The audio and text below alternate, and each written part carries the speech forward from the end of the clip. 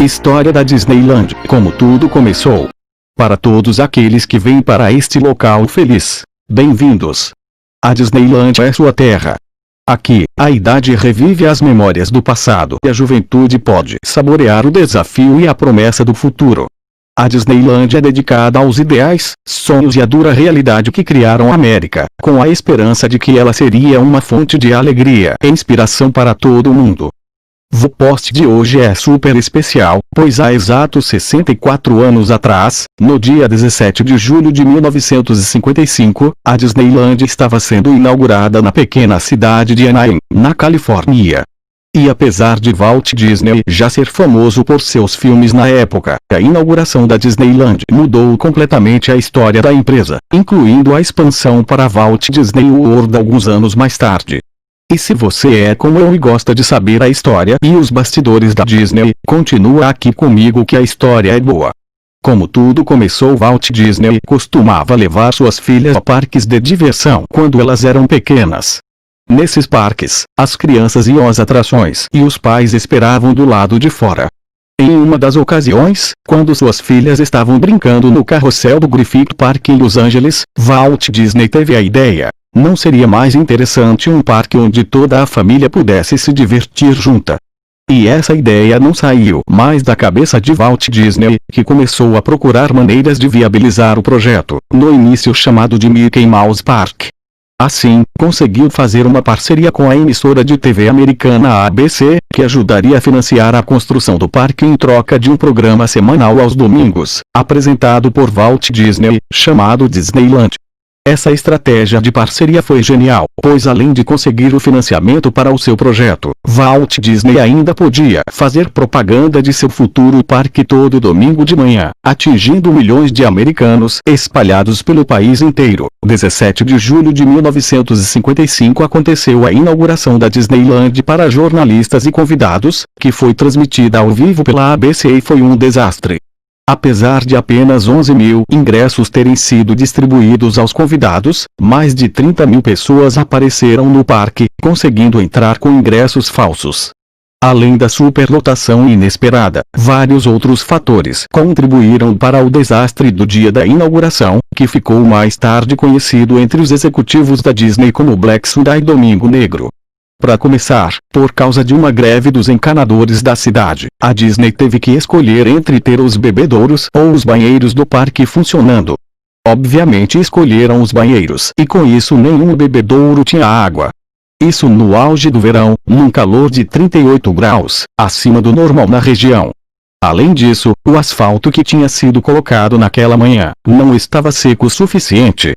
Com isso, os saltos das mulheres afundavam no asfalto. Lembrem-se que estamos falando da década de 50, ou seja, a grande maioria das mulheres andavam com um pequeno salto na época.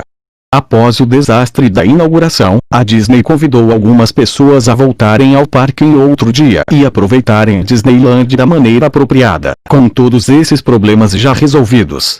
No dia 18 de julho, quando o parque abriu para o público em geral, as filas para entrar começaram por volta das 2 da manhã, e aproximadamente 50 mil pessoas visitaram o parque.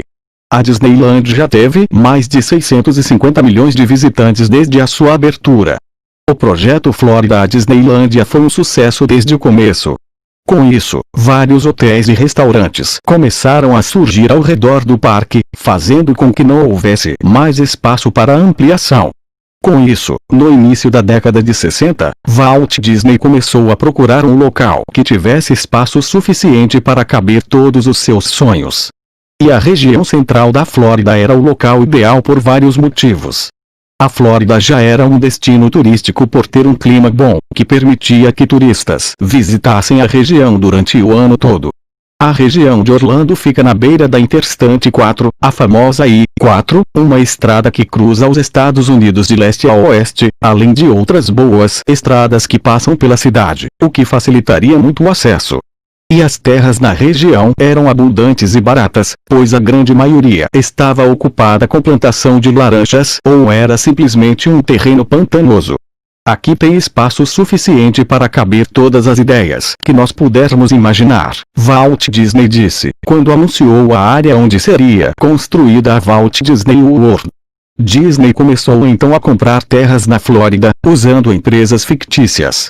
Se o mercado soubesse que era ele quem estava comprando, os preços das terras aumentariam muito.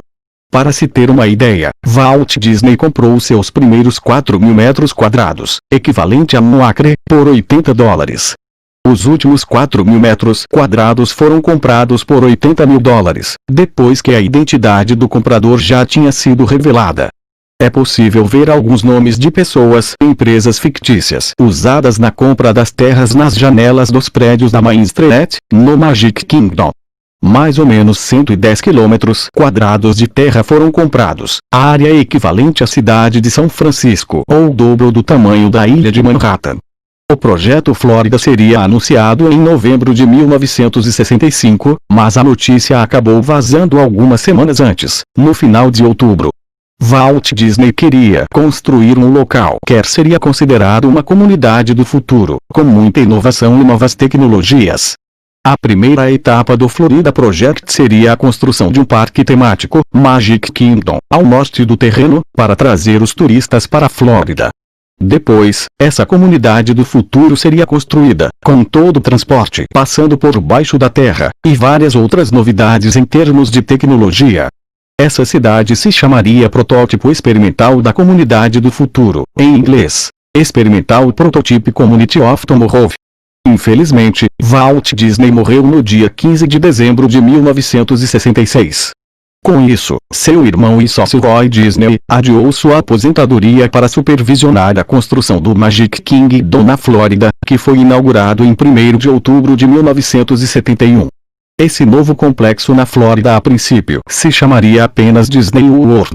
Porém, com a morte de Walt, Roy resolveu homenagear o seu irmão e definiu que o nome do complexo seria Walt Disney World.